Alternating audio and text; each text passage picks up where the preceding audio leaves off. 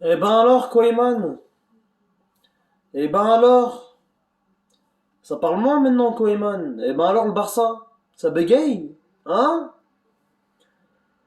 Wesh les gars, j'espère que vous allez bien aujourd'hui. On se retrouve dans une toute nouvelle vidéo, la famille. Une vidéo très très spéciale dans laquelle on va pas parler de n'importe quel sujet. On va faire le premier débrief du FC Barcelone de la saison. J'étais obligé, les gars. C'était un classico, un sorte de mini deuxième classico. T'as vu? C'est quand même l'Atlético Madrid avec le Barça. Et j'ai juste envie de dire, eh ben alors Koeman, hein? T'as le seum? C'est comme ça les gars, c'est comme ça. Avant de commencer ce débrief, je devais faire un petit message à Koeman. Parce qu'en fait, ce mec, les gars, on le critique, je viens de faire ça, etc. On le critique, etc. Il a quand même mis dehors Suarez. Il s'est arrangé pour mettre dehors Griezmann.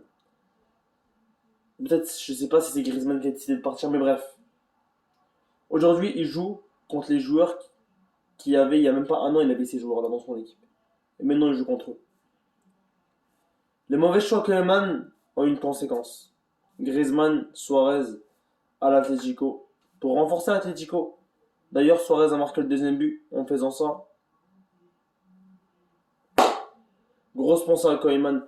Mais je tenais à dire que Koeman a quand même pris le club sous ses épaules dans un Barça qui était en crise, dans un Barça qui était en manque d'argent, dans un Barça qui était en crise, qui venait de se prendre un 8-2. Un Barça qui se prenait 8-2, les gars. Donc, pour moi, je respecte cet homme. Parce que cet homme, il a quand même pris le Barça dans une charge difficile. Il a pris le Barça durant une crise. Donc moi, je respecte cet homme. Après, comme vous le savez, je respecte la vie de chacun, la famille, je respecte la vie de chacun. Il y en a qui détestent Koeman, il y en a qui l'aiment, etc. Je respecte la vie de chacun. Je suis pas un Barcelonais, je suis pas là pour juger. Moi, juste, je suis contre le Barça parce que je suis un Madrilène. Ça veut dire que je suis pour le Real Madrid, mais pas pour autant. C'est-à-dire que j'aime voir le Barça perdre, mais pas pour autant. Donc voilà les gars, le Barça vient de se prendre 2-0 dans la gueule. Ça fait mal les gars. Mais ça arrive. Ça arrive du sens où le Barça peut perdre chacun de ses matchs. Ça fait deux matchs d'affilée qu'ils perdent. En deux matchs, ils ont pris 5 buts. C'est la crise. Au Barça, c'est la crise. Est-ce qu'il faut virer Koeman ou non? Est-ce que Koeman doit être viré? Voilà, donc c'est un peu une intrigue. Je vais pas vous mentir, c'est un peu compliqué pour le FC Barcelone.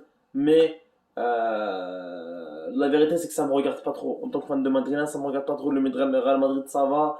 On a perdu contre, en Ligue des Champions, mais demain, on va voir ce que ça va donner en Liga. Et j'espère voir le Real Madrid dans une forme extrême.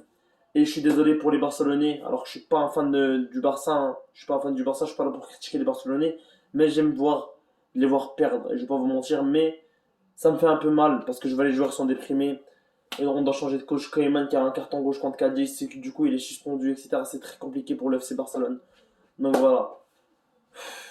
Koeman qui craque. Avec la composition, il craque, il met des. Voilà, moi je trouve la composition, il a juste craqué. Voilà, c'est compliqué. C'est très très compliqué. Le Barça qui vit un moment très difficile actuellement. On espère qu'ils vont se relever.